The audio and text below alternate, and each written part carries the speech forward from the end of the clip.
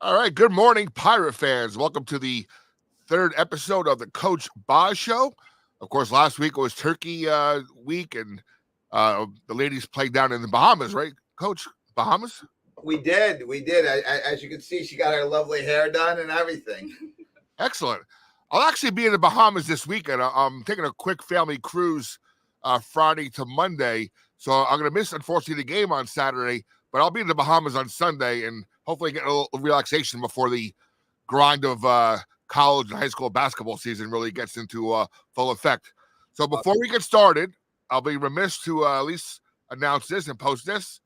Coach, congratulations on win number 500. Explain to the fans and the audience what 500 wins means to you personally and professionally.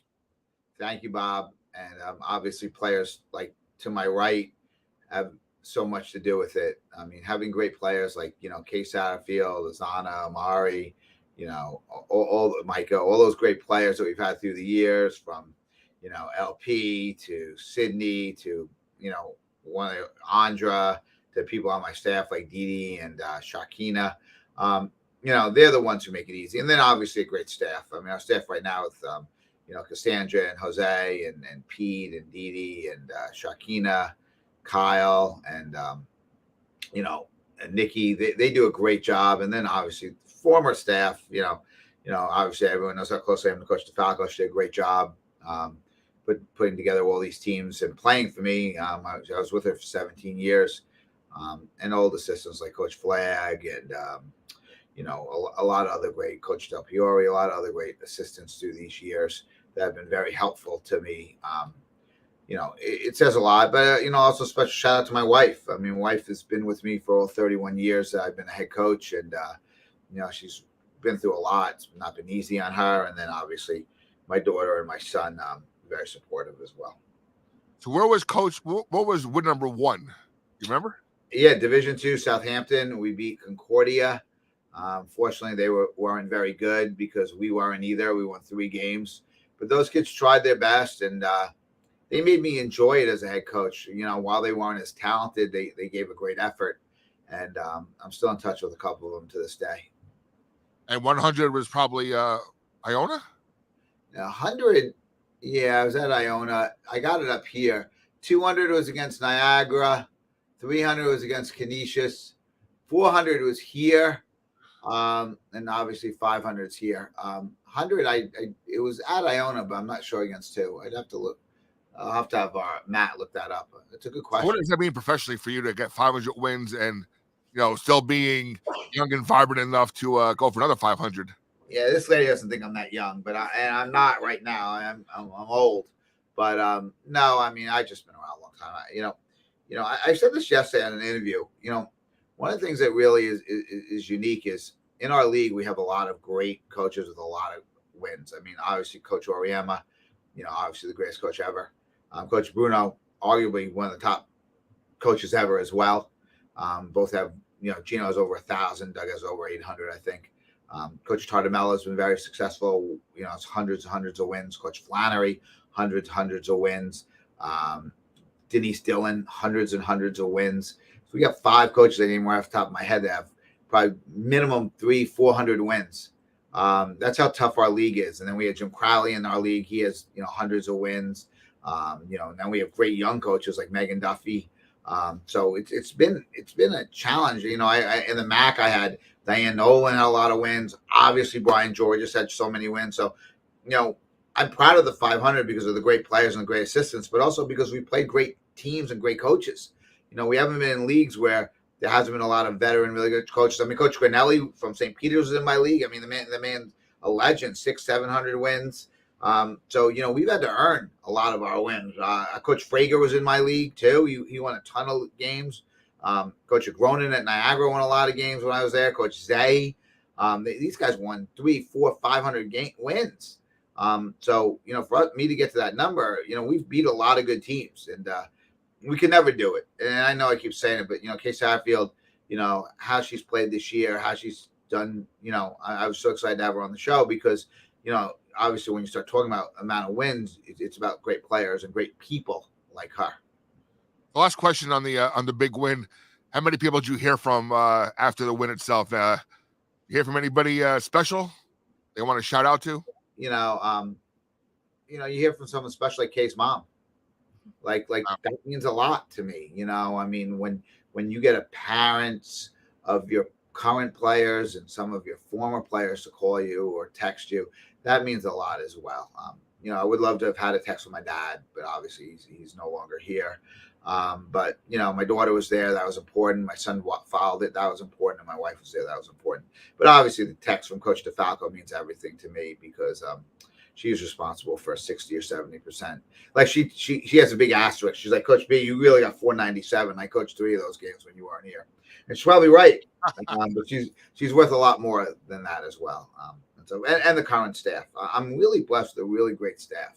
They're really, knowledgeable, top coaches. Coach BOZZ has, 400 wins in his career. Coach Sanella, probably 400 wins in his career. I mean, these guys, as head coaches, great. And then obviously Didi and Shakina played in tons of wins. And so did Cassandra. She played under a great head coach and Coach Abe. And she's brought a lot to the table as well. Yeah, you just mentioned you probably have a lot of wins on that bench, huh? As far as all the coaches combined. I do. And Coach BOZZ and Coach Sanella are 2 of the best head coaches that I've ever been around. So I'm blessed to have them here. And other than being home for the big win, I guess being in the Bahamas is a pretty cool consolation prize, right? Yeah, the kids were great, and the staff was great. They treated me fantastic, and even the tournament themselves were great. Real quick, a couple of quick notes on the. What was your expectations of the Bahamas? You split with 101, correct? Well, yeah. I mean, I thought in the USC game we just started off a little on our heels, but we didn't quit and we kept battling. I mean, we lost by 10. We got outscored from they took 25 foul shots. We took 4. I mean, I challenge anyone to look at that. And that's not a knock on the officials. It's more of we not being aggressive enough. Were we stepping in just a second late on the 4 or 5 blocks they called on us that we thought were charges? I don't know. But I was really proud of the kids because then we came back 2 days later and, East Carolina might not have the sexiest, and this is not a knock, but sexiest name. But they won 23 games last year. They went to the NCAA tournament. They returned 5 starters and they're second in their league. So, and that they consider that league a Power 5 league. Maybe it's Power 5 by the amount of, resources they have. But I will tell you, the Big East is a Power 3 or 4 league. You ain't getting better coaches and better players to play against. And for us to win that game by double digits says a lot about our team. I mean, East Carolina's very well coached and they have a really good team. And we handled them. We controlled the entire game. And while I think we won by 10 or 11, we really dominated the game on both ends of the court. And there was a unique Pirates beating Pirates, right? Yeah, there's only 3 Pirates, us and East Carolina and Hampton. So we knew the Pirates were going to win that game. I picked this up, Bob, just for all our viewers to say, in the Bahamas, a little pirate. I am buying one on Sunday. When I'm in the Bahamas, I'm getting that myself just from the studio here. That is awesome. Yeah. So I got that. I got it in the airport gift shop, Bob.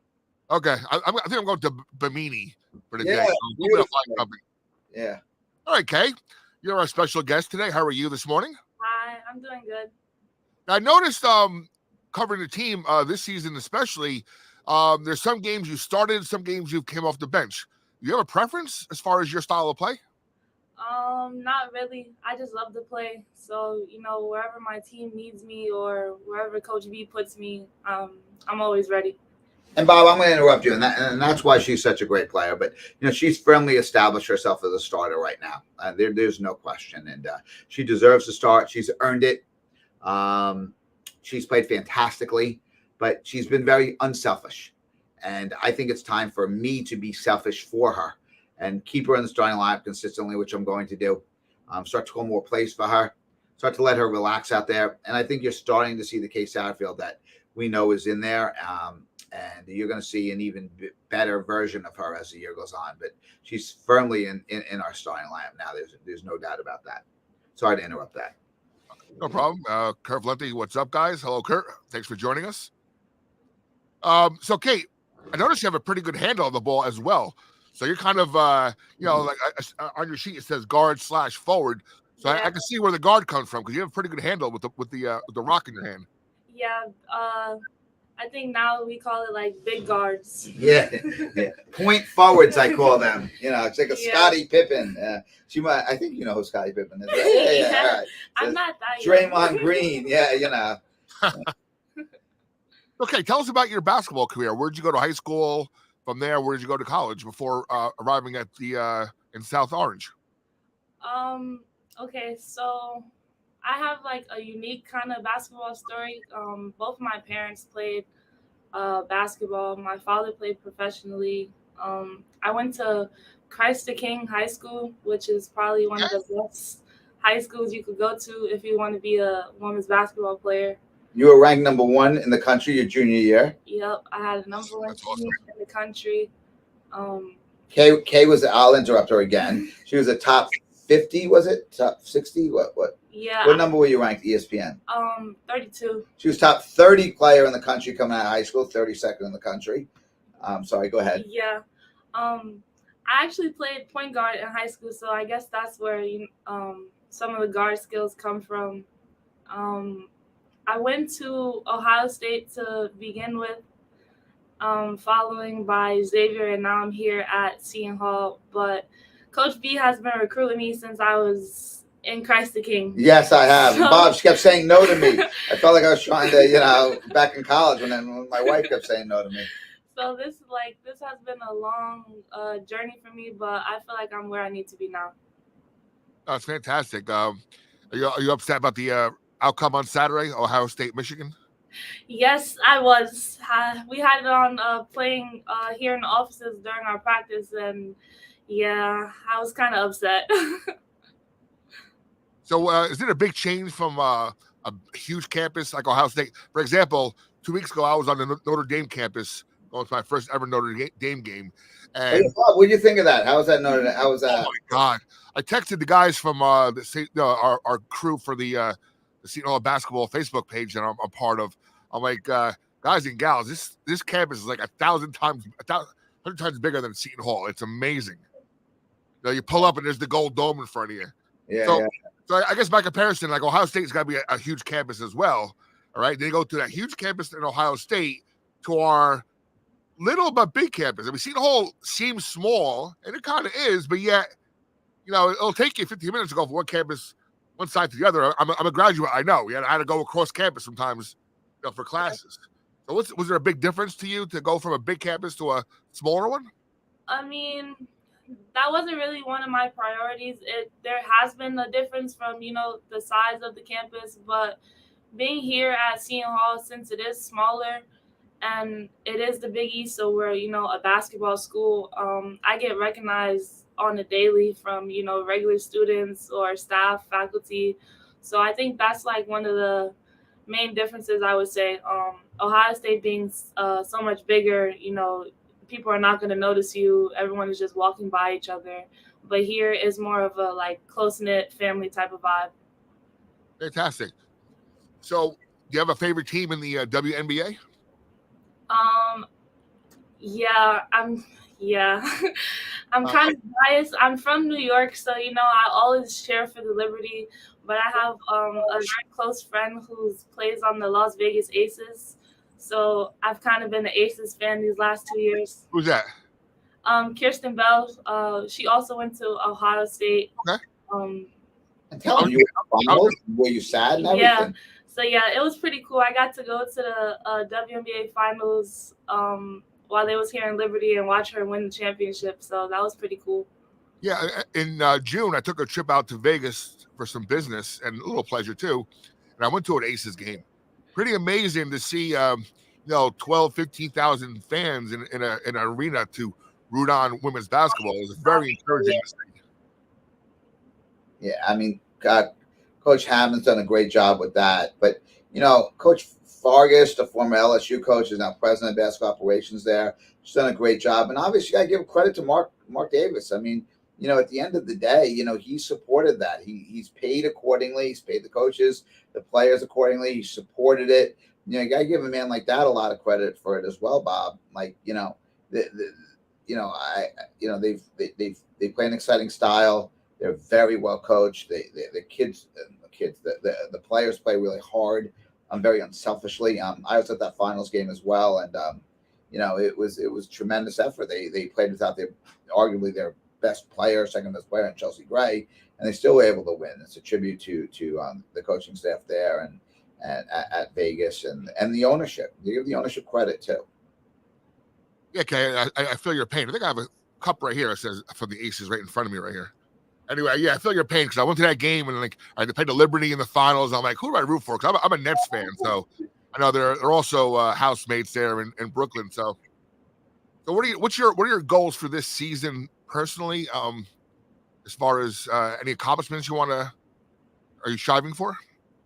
I never really paid too much attention to accolades. I do have personal goals.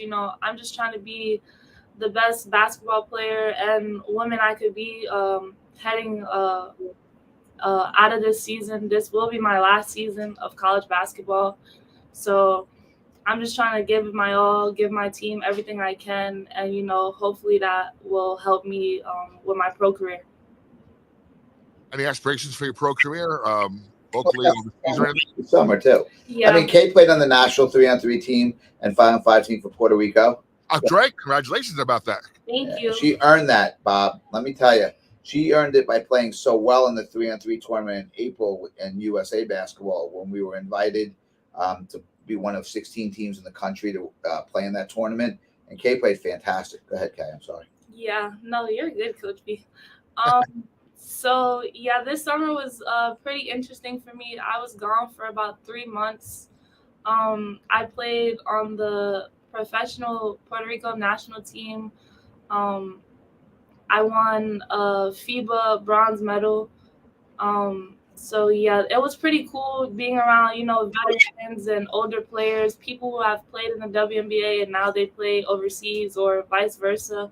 But it was a very unique experience for me, and I'm looking forward to, making that my life.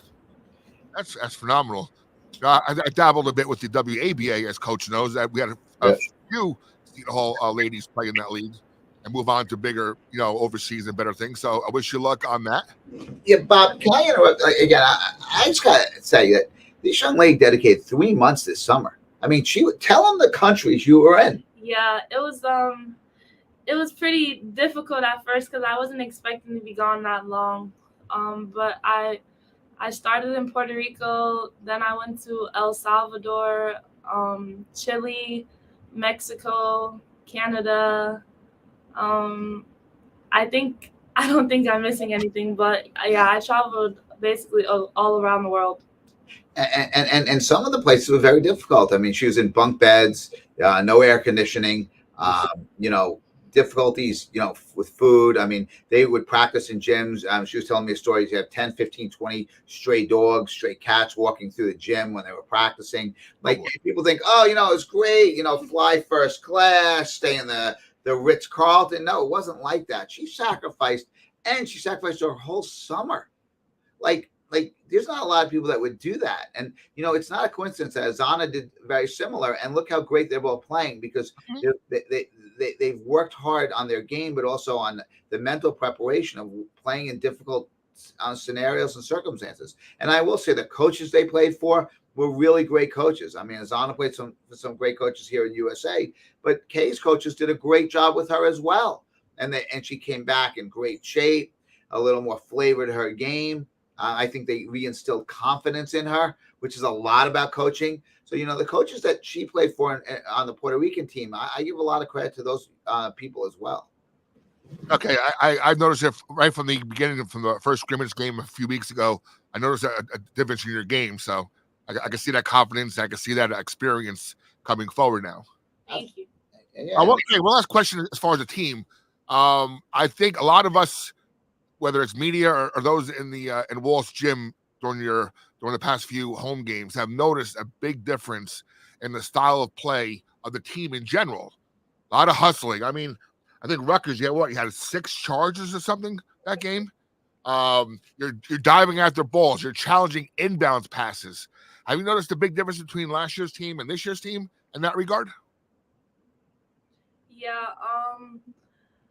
yeah, this year we're really like hounding in on the defensive end. You know, we're not worried about what we can do on offense. We know we're all great players. We have a lot of transfers, and you know, everybody was probably at some point the best player on their team, and now we're all here together. So the offensive end is not really an issue for us. We really just try to, you know, focus on defense and beat teams that way, because you know, hustle and heart. That's pretty much what we're we're playing on. You Yeah, know, and Bob, I think, as a staff, we looked at what we were good at and what we weren't good at. Clearly, we did not as a staff emphasize defense enough, and that's my fault. And as a staff, I said we're going to address that more. But to these kids' credit, now that we've addressed the defensive end, they've taken it to a new level. They take pride in it. They enjoy taking charges. That USC game, they called 4 blocks on us that we feel were charges. If those are charges, we're going to probably win that game. I'm not saying bad call or good call. I'm not, saying anything at the officiating. I'm just saying that's how much better we are defensively now. We take pride in it when we don't play well defensively. We know it. We acknowledge it. We don't let our offensive lapses affect our defense. And then we did that in the past, and that was on me. We had a lot of talent in the past. Listen, you're not going to have 2 better players in the ever talent-wise than LP and Sid, and they did a lot of great things for our program. But we knew losing them, we had to, as a team, get better at something, and we did defensively. And that's, a tribute to these kids right here. It really is. I got to tell you, that Rutgers coach was not happy in that presser after you last week. You're not happy with that loss. Well, oh yeah. Well, someone said to me, good game. I don't know. I said, yeah, that was a good game. They're like, well, you've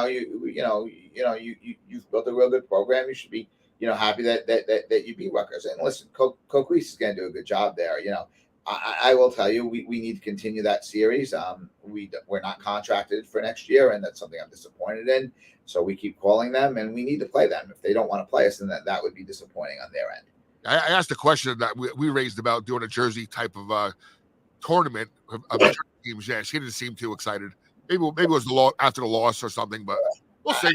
I do think they have to understand that as the biggest state school of Jersey, they have to help raise the banner of women's basketball. And if you're just concerned about yourself, then that would be a problem. I'm not saying they are, but we'll see as this goes further. I was the one that mentioned that to you, proposed a 8-team Jersey day down maybe at Atlantic City, Asbury Park, and do something great there. If they don't want to do that, that's fine. But we need to continue the Seton Hall St. Rutgers rivalry game like our men do, and we need to establish a trophy. They have a banquet the night before now with old alumni. We need to do those things. I think if we did those things, it would really grow the game of basketball in the state. And that's something that we as coaches have to do. If we don't do that, we're not doing our job. Our job isn't just about wins and losses. Our job is about promoting the sport, getting these young girls interested in basketball. I don't mean to go off on this, but, we better play next year because that's an important part for us to grow. And listen, there's as good a chance for us to lose that game as to win that game. It's always going to be a 50-50 game. But I'm not as concerned about winning or losing. I'm concerned about growing the sport. And that's part of my responsibility as a head coach of a Big East school here in our state. No, you're absolutely correct. Last thing about going past, I thought it was pretty ironic how the women's and men's team both played USC. Yeah. Opposite sides of the world almost in the holiday tournaments. Yeah. We're looking forward to starting a home and home with USC. Their coach Gottlieb had very nice things to say about our program. I'm very thankful of our. But we have to start, I think, a home and home with them as well too. All right, let's look forward to upcoming games. Saturday, you have, I believe, Maryland Eastern Shore. If I'm mistaken. Tonight we have Princeton. Tomorrow. You're right. I missed that. My bad. Yeah, Princeton tonight. Princeton. Tomorrow. Women's team. You have a battle tonight in your hands, correct? Yeah. It's tomorrow. That was my fault. It's tomorrow night, and they're ranked 25th in the country in the latest AP poll. They handled Oklahoma easily. They lost to UCLA by 3. They lost to Indiana by a few. So it's going to be a great challenge for us. They beat us last year here. The year before, we beat them there. So, we know we have a big challenge ahead of us. They're very well coached. Coach does a great job at Princeton. I love Coach Berube. She's a good friend of mine. We have established a yearly series perpetually, which is great. Another great program in the state of New Jersey. So we have got to, Bobby, we have got to really focus in and understand that, they are one of the best teams in the country. I'm glad they're ranked because I think our kids will make sure, I'll make sure our kids understand that. Well, I'll be keeping an eye on that game at the Prue Center tomorrow night. So after mentioning, you have Saturday against Maryland Eastern Shore. How's that program? They're strong. Coach Boucher's a good friend of mine. He's another coach with many wins. They played. They beat GW. They just handled UMBC. They have another game Wednesday. They're athletic. They play man end zone. They press. Their guards are quick. They have 2 strong forwards inside. It's gonna be a hard game. It's a special day in Seton Hall, though. It's a 50th anniversary of women's sports. We have a sold out banquet that night. Our Tatum Kolitz, our senior women's administrator, has done a great job promoting this and really getting a lot of our former athletes. I'm going to dinner with a bunch of former Seton Hall women's basketball players on Friday night. So I'm looking forward to that. And Saturday, we're going to have a tough game in our hands at 1 o'clock before our 6 o'clock banquet. So we better play well because we want to enjoy that. But first and foremost is Rutgers tomorrow night at Jadwin Gym. Any of our Seton Hall people down there, if you'd like to go, just drop me an email. I'll leave you tickets. Excellent. And of course, you have Connecticut State. We'll go over next week, and then FDU, another in-state program before the big match against UNLV coming up as well. Undefeated UNLV will be nationally ranked as well. And hopefully, that's home, correct? Yeah, it is. Hopefully, have a nice packed Walsh Gym for that one. Yeah, we're going to need our fans in that one, that's for sure. But first and foremost, tomorrow night's going to be a tough one. Yeah, I'll have that on my phone while I'm doing double duty tomorrow night. Hey, any final words on upcoming slate of games coming up? I mean, I know I'm ready. I know my team is ready. We're excited to, get to play these games together. The rankings don't really scare us or anything like that. I think it just motivates us more, if anything. But super excited and ready to get some wins. Hey, Coach, I wish I was there Saturday to see it might be your last final celebration of 500. But I will see both of you next week for the CCU game. And best wishes, best luck in Princeton tomorrow night. And we'll be back next week for another episode of the Coach BOZZ Show. Good job. Thank you. Thank you. Have a great week and best wishes this week. Go Pirates!